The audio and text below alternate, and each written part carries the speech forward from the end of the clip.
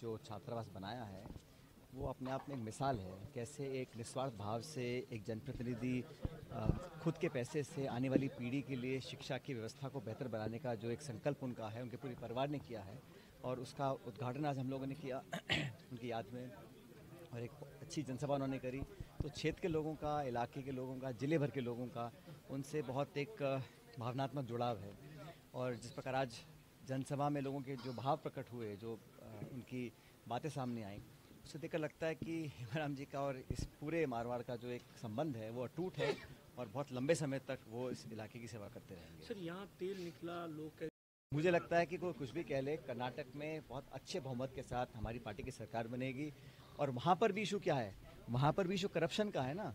कर्नाटक में जो भाजपा सरकार है, भाजपा की, उस पर 40% करप्शन कमीशन का आरोप हम लोग लगा रहे हैं और लोग इस बात को यकीन उसका कर रहे हैं। इसीलिए मैं कहता हूँ राजस्थान में भी जो भाजपा के शासन में करप्शन हुआ था उसको उजागर करने का समय आ गया है और हम लोगों को पुख्ता उसकी जो हमने खुद अपने मुंह से कमिटमेंट किया है उस पर खरा उतरना पड़ेगा। सर, वहाँ तो सरकार बन रही है, लेकिन यहाँ बता दें कि सर्वे रिपोर्ट के अंदर कुछ विधायक, काफी विधायक मंत्री है, वो चुनाव आने मैंने एक महीने मैंने 1.5 साल से चिट्ठियाँ लिखी थी और उस समय के कार्यकाल में जो घपले आरोप हमने लगाए थे उस पर पुख्ता कार्रवाई के लिए मैंने आग्रह किया था। उसके बाद मैंने एक दिन का अनशन भी किया जयपुर के अंदर 11 अप्रैल को। बार बार मैं आग्रह कर रहा हूँ कि इस पर कठोर कार्रवाई करें ताकि लोगों के मन में विश्वास रहे कि हम जो कहते हैं कर कर दिखाते हैं। और मैंने कभी नहीं कहा कि कोई मिलीभगत है।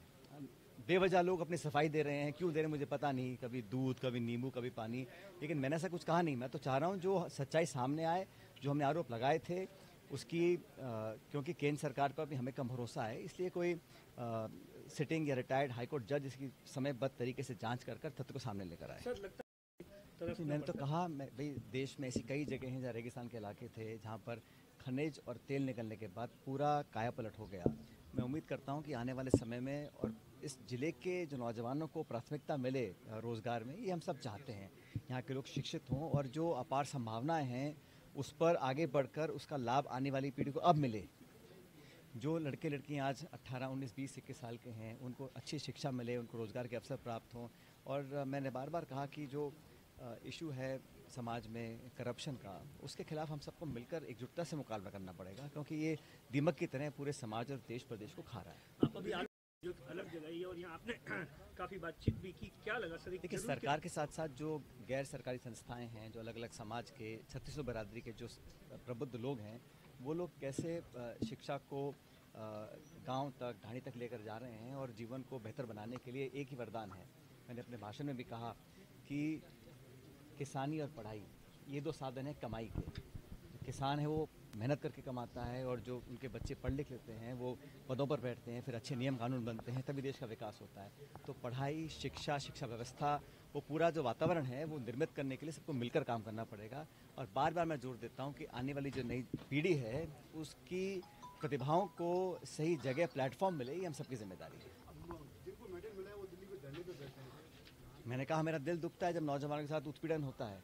जो पहलवान धरने पर बैठे थे दिनों तक वो उस पर कार्रवाई सरकार कतरा रही करने में, जब पूरे देश के लोग चाहते हैं जो हमारे लिए मेडल जीत कर आए हैं अंतर्राष्ट्रीय स्तर पर, ऐसे खिलाड़ी जिनका नाम रोशन हुआ देश का उनकी वजह से, आज वो न्याय की गुहार लगा रहे हैं और सरकार संकोच कर रही है काम करने में। तो ये तो उनकी जिद का प्रतीक है।